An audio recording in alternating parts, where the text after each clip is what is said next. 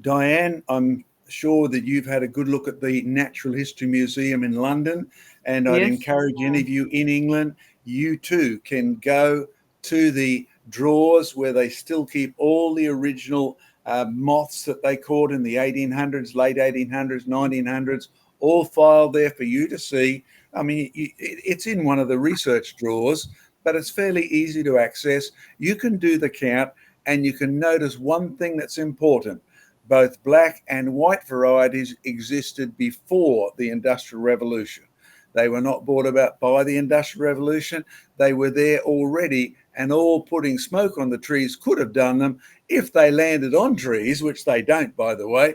That's ignored by most teachers, scientists, and textbooks.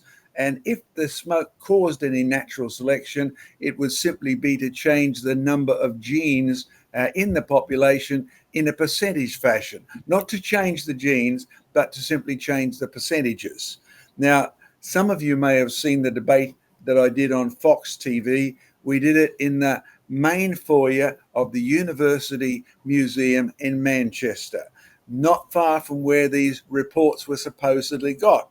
And there they had a big display case with a big display of the industrial moss, industrial melanism, and almost, well, obsequious confession that they really, I mean, the guy had pinned the moss on the trees and he'd fudged the experiment this way and that, but they were still pushing evolution. That, by the way, is why I won the debate on Fox TV. And I'm sure you can actually look it up. It should be on our files somewhere.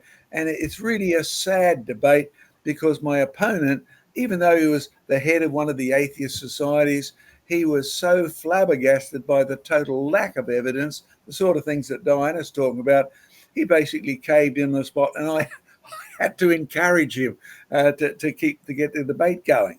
Now, Craig, you've also got some stuff that's recently come out in Tasmania that we're going to deal with, like quolls and well, no, you're not going to deal with quolls. You're going to deal with Tassie devils. So bring us a little bit of what you've got to say that contributes to this subject of natural selection does not produce evolution, and what the fatal flaws are, because so far you will see why I stopped being an evolutionist. All of these things had become well known if you wanted to inquire, but not through the textbooks. The textbooks sold you lie after lie after lie, and they mostly still do.